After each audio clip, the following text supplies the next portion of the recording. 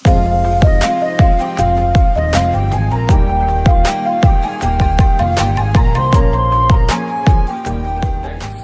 To my YouTube channel. Student, आज के lecture में हम लोग बात करेंगे क्लास 9th मैथमेटिक्स, उसमें एक्सरसाइज 1.2 की बात करेंगे हम। तो आइए आज हम एक्सरसाइज स्टार्ट करते हैं। देखिए स्टूडेंट्स, पहला क्वेश्चन लिखा है आपके स्क्रीन के सामने। देखिए दिया गया है पहला क्वेश्चन। देखिए लिखा है प्रश्न एक, नीचे दिए गए कथन सत्य है या असत्य, कारण के साथ उत्तर दीजिए। तो देखिए स्टूडेंट, यहाँ पे लिखा पहला, प्रत्येक अपरिमेय संख्या एक वास्तविक संख्या होती है। हमें बताना है कि ये कथन सत्य है कि असत्य है। तो हम कहेंगे प्रत्येक अपरिमेय संख्या एक वास्तविक संख्या होती है। स्टूडेंट देखिए ये कथन क्या है, ये देखिए कथन सत्य है। अब इसे आप समझिए किस प्रकार सत्य है। देखिए अगर हम बात करते हैं वास्तविक संख्या के परिभाषा की, तो हम बोलेंगे कि परिमेय तथा अपरिमेय संख्याओं के समुच्चय को वास्तविक संख्याएं कहते हैं। तो यहां पर देखिए अगर इसका हम डायग्राम बनाएंगे तो देखिए इसे हम ऐसे लिख सकते हैं कि अगर यहां पर हम लें वास्तविक संख्या, ठीक है, तो देखिए यहां पर हम लिखें अगर परिमेय और यहां पर हम लिखें अपरिमेय। तो स्टूडेंट यहां देखिए आपका ये बहुत ही आसानी से क्लियर हो जाएगा। देखिए क्या बोल रहा है, प्रत्येक अपरिमेय संख्या एक वास्तविक संख्या होती है। तो यहां देखिए आप वास्तविक संख्या है, देखिए इसके अंतर्गत परिमेय भी आ रहा है और अपरिमेय भी आ रहा है। तो अगर बात करता है कि प्रत्येक अपरिमेय संख्या एक वास्तविक संख्या होती है, आप बोलेंगे सत्य है। और अगर यह कहता है कि प्रत्येक परिमेय संख्या वास्तविक संख्या होती है, तो भी सत्य है। यानी अगर कहता है कि प्रत्येक अपरिमेय संख्या वास्तविक संख्या होती है, तब भी सत्य है। और अगर कहता है कि प्रत्येक परिमेय संख्या वास्तविक संख्या होती है, तब भी क्या है, ये आपका सत्य है। तो यहां से आप यह बात ध्यान रखेंगे। अगर आप ऐसे बना लेंगे तो आपको याद करने में, इसे समझने में कोई भी प्रॉब्लम नहीं होगी। ठीक है, आइए हम बात करते हैं इसके सेकेंड पार्ट की। देखिए ये रहा इसका सेकेंड पार्ट। लिखा है संख्या रेखा का प्रत्येक बिंदु करड़ी में यम के रूप का होता है जहां यम एक प्राकृतिक संख्या है। अब आप यहां पर एक चीज ध्यान दीजिएगा, कह रहा है कि जहां पर यम क्या है, एक प्राकृतिक संख्या है। तो दोस्त आप ध्यान रखेंगे, कह रहा है कि संख्या रेखा का प्रत्येक बिंदु करड़ी में यम के रूप का होता है। तो देखिए यहां पर कह रहा है कि जहां यम एक प्राकृतिक संख्या है, तो आप यहां देख सकते हैं कि संख्या रेखा पर न केवल प्राकृतिक संख्याएं ही, आप बात समझिएगा, संख्या रेखा पर केवल प्राकृतिक संख्याएं ही नहीं होती हैं, बल्कि संख्या रेखा पर देखिए शून्य भी होता है और हमारे ऋणात्मक पूर्णांक भी होते हैं। तो ये कह रहा है कि संख्या रेखा का प्रत्येक बिंदु करड़ी में यम के रूप का होता है, और बता रहा है कि जहां पर ये यम क्या है, एक प्राकृत संख्या है। यानी कि मान लीजिए अगर हम लेते हैं करड़ी में 1, करड़ी में 2, करड़ी में 3, करड़ी में 4, करड़ी में 5, ठीक है, तो देखिए यहां पर यम 1, 2, 3, 4, 5 तो हो गया। लेकिन यहां पर अगर हम ले करड़ी में -1, करड़ी में -2, करड़ी में -3, यानी कि यहां पर हम ऋणात्मक पूर्णांक को भी तो ले सकते हैं ना संख्या रेखा पर। तो वो कह रहा है कि संख्या रेखा का प्रत्येक बिंदु करड़ी में यम के रूप का होता है जहां यम एक प्राकृत संख्या है। तो ये कहना क्या है, उसका गलत है। यहां हम क्या लिखेंगे, ये दिया गया जो कथन है ये असत्य है। ठीक है, अब देखते हैं इसका तीसरा पार्ट। देखिए इसका तीसरा पार्ट लिखा हुआ है हमारे सामने। देखिए लिखा है कि प्रत्येक वास्तविक संख्या एक अपरिमेय संख्या होती है। अब ध्यान से समझिएगा, प्रत्येक वास्तविक संख्या एक अपरिमेय संख्या होती है। देखिए इसे आप समझिएगा कि ये सत्य है कि असत्य। देखिए अगर मैं यहां पे लिखूं वास्तविक संख्या, अभी हमने आपको देखिए ऊपर समझाया वास्तविक संख्या या वास्तविक संख्याएं, ठीक है। अगर मैं यहां पे लिख दूं वास्तविक संख्याएं, ये हो गया परिमेय और ये हो गया अपरिमेय। क्या समझिएगा, देखिए मैंने आपको परिभाषा बताया कि परिमेय तथा अपरिमेय संख्याओं के समुच्चय को ही वास्तविक संख्याएं कहते हैं। तो हम कह सकते हैं कि वास्तविक संख्याओं के अंतर्गत परिमेय और अपरिमेय दोनों संख्याएं आती हैं। और देखिए यहां पे जो है ये हमसे बोल रहा है कि प्रत्येक वास्तविक संख्या एक अपरिमेय संख्या होती है। जरा सोचिएगा ये हमसे क्या बोल रहा है, देखिए ये हमसे बोल रहा है कि प्रत्येक वास्तविक संख्या एक अपरिमेय संख्या होती है। देखिए ये क्या कर रहा है, ये देखिए गलत कर रहा है, ये देखिए क्या कर रहा है, गलत कर रहा है। आप यहां देख सकते हैं, देखिए ये वास्तविक संख्याएं हैं और देखिए यहां पर ये परिमेय और ये अपरिमेय।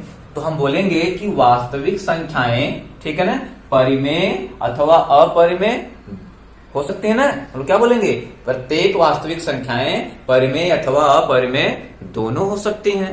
तो देखिएगा यहाँ पे ये क्या कह रहा है कि प्रत्येक वास्तविक संख्या एक अपरिमेय संख्या होती है। ये क्या कह रहा है, देखिए ये कह रहा है गलत। यानी हम बोलेंगे कि जो वास्तविक संख्याएं हैं वह दोनों हो सकती हैं, परिमेय भी हो सकती हैं और अपरिमेय भी हो सकती हैं। और ये क्या कह रहा है, ये कह रहा है कि प्रत्येक वास्तविक संख्या एक अपरिमेय संख्या होती है। इसलिए ये क्या है, इसका कहना गलत है, असत्य है। इसे क्या लिखेंगे हम, ये हो गया असत्य। ठीक है दोस्त, आइए अब हम बात करते हैं प्रश्न नंबर 2 की। देखिए क्वेश्चन नंबर 2 क्या कह रहा हमसे, देखिए लिखा है कि क्या सभी धनात्मक पूर्णांकों के वर्गमूल अपरिमेय होते हैं। फिर कह रहा है यदि नहीं तो एक ऐसी संख्या के वर्गमूल का उदाहरण दीजिए जो एक परिमेय संख्या है। देखिए यहाँ पे बात कर रहा है किसकी, धनात्मक पूर्णांक की। तो कह रहा है क्या सभी धनात्मक पूर्णांकों के वर्गमूल अपरिमेय होते हैं। देखिए अगर हम सभी धनात्मक पूर्णांक की बात करें तो देखिए उसमें अगर हम 1 लें, 2, 3, 4, 5, 6, 7, 8, ठीक है, मान लीजिए 9 तक ले लिया। देखिए क्या कह रहा है, क्या सभी धनात्मक पूर्णांकों के वर्गमूल अपरिमेय होते हैं। देखिए अगर लिखा वर्गमूल निकाले तो ये हो जाएगा करड़ी में 1, ये हो जाएगा करड़ी में 2, ये हो जाएगा करड़ी में 3, ये हो जाएगा करड़ी में 4, ये हो जाएगा करड़ी में 5, ये करड़ी में 6 और ये करड़ी में 7, ये करड़ी में 8 और ये हो जाएगा करड़ी में 9। अब आप देखिए ये तो 1 हो जाएगा और ये करड़ी में 2 होगा और ये करड़ी में 3 होगा और ये 2 हो जाएगा, ये 2 हो जाएगा और ये करड़ी में 5, ये करड़ी में 6, ये करड़ी में 7, ये करड़ी में 8 और ये 3। तो यहां पर आप क्या देख पा रहे हैं, आप देख पा रहे हैं कि हमने यहां पर जितने भी धनात्मक पूर्णांक लिया, जब उसका हमने वर्गमूल निकाला तो देखिए कुछ अपरिमेय मिल रहे हैं और कुछ परिमेय मिल जा रहे हैं। देखिए आप यहाँ पे जैसे करड़ी में 4, देखिए 4 क्या है, एक धनात्मक पूर्णांक है। जब हम 4 का वर्गमूल निकालने तो ये क्या जा रहा है, यह परिमेय आ जा रहा है।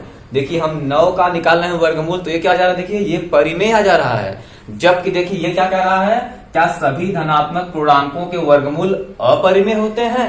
हम कहेंगे नहीं, सभी धनात्मक पूर्णांकों के वर्गमूल अपरिमेय नहीं होते हैं।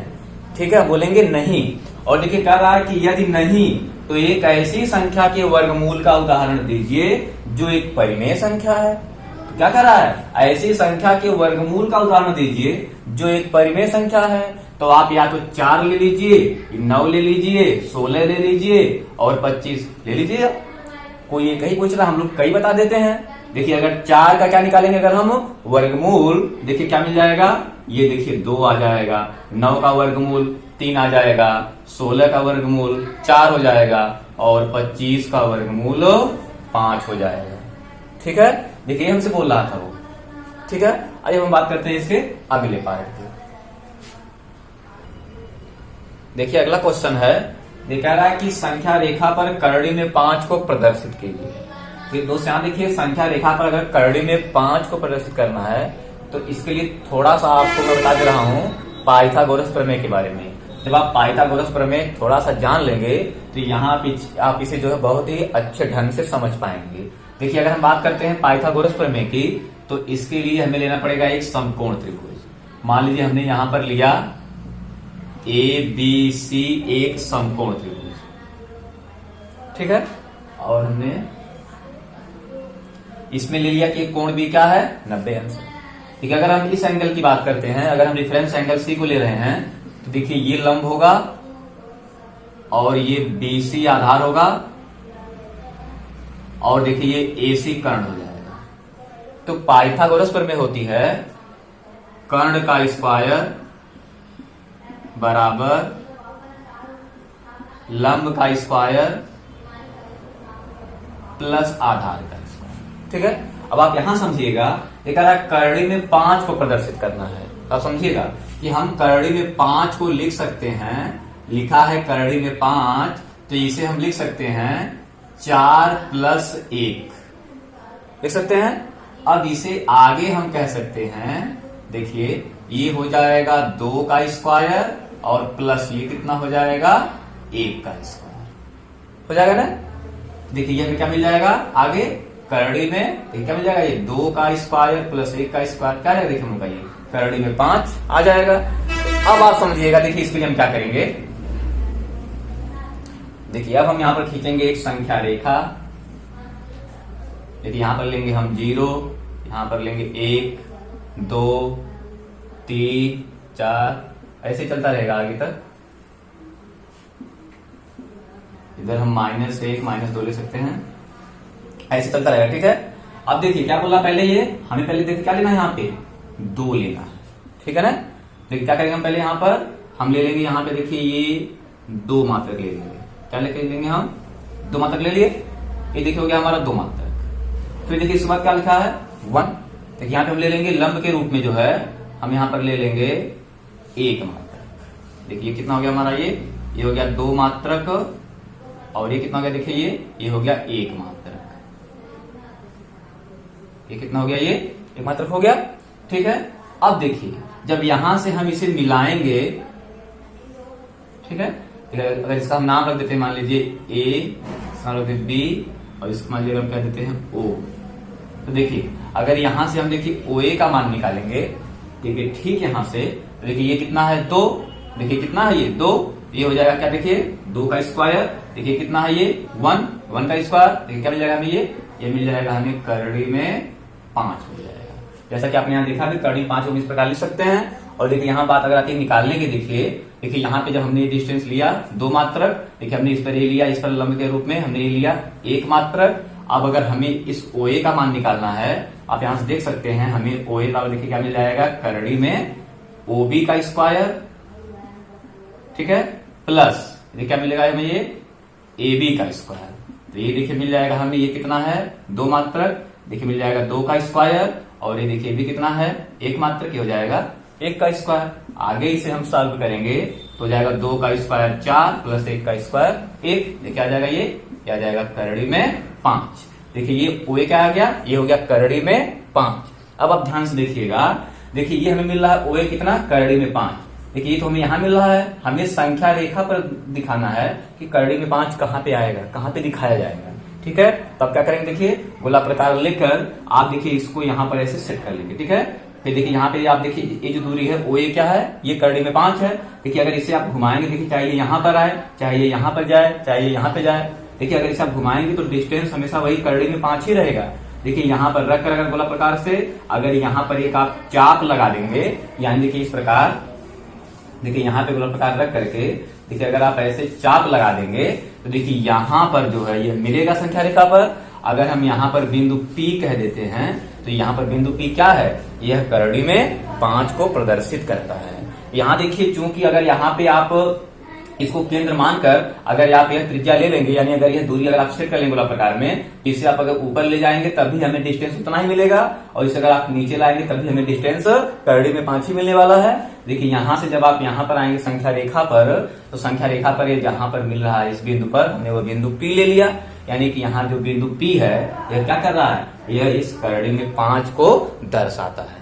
ठीक है दोस्त, तो ये रहा आज के लेक्चर में प्रश्नावली 1.2 के टोटल क्वेश्चन। फिर मिलते हैं अगले वीडियो में। थैंक्स।